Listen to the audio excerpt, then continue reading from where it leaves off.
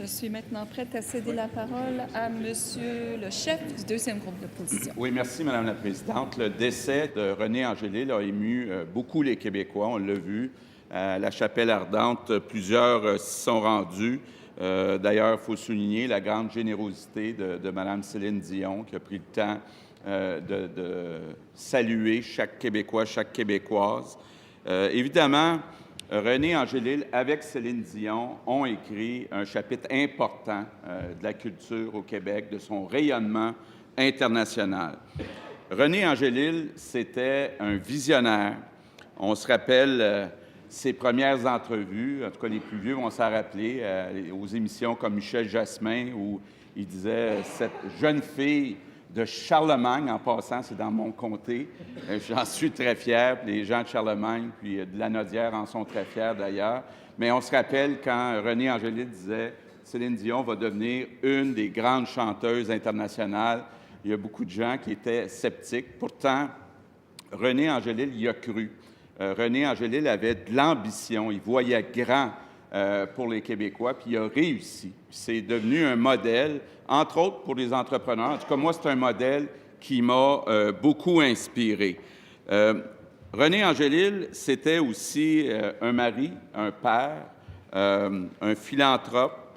C'était quelqu'un qui était généreux. C'est quelqu'un qui manquait pas une occasion de dire qu'il était fier d'être Québécois partout dans le monde. Donc, il a permis au Québec de rayonner à l'international.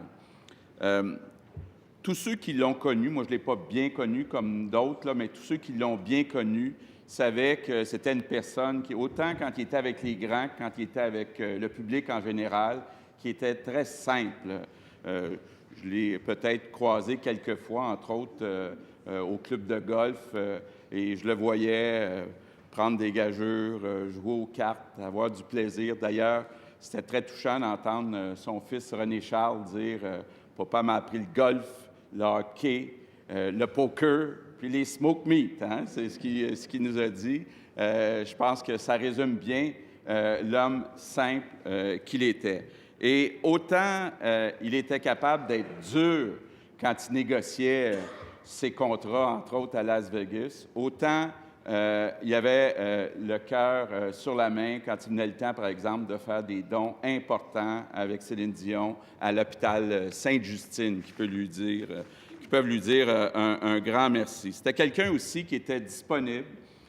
Oui, il a permis à Céline Dion de prendre sa place dans le monde, mais il n'hésitait pas non plus à donner un coup de main à des jeunes artistes. Donc, c'est quelqu'un qui était attachant.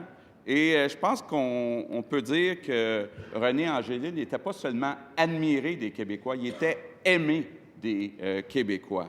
Donc, en mon nom et en celui de ma formation politique, je veux bien sûr offrir à Céline Dion, à ses enfants, à tous les proches de René Angélil, nos plus sincères condoléances et lui dire merci, Monsieur Angélil, pour ce que vous avez fait pour le Québec.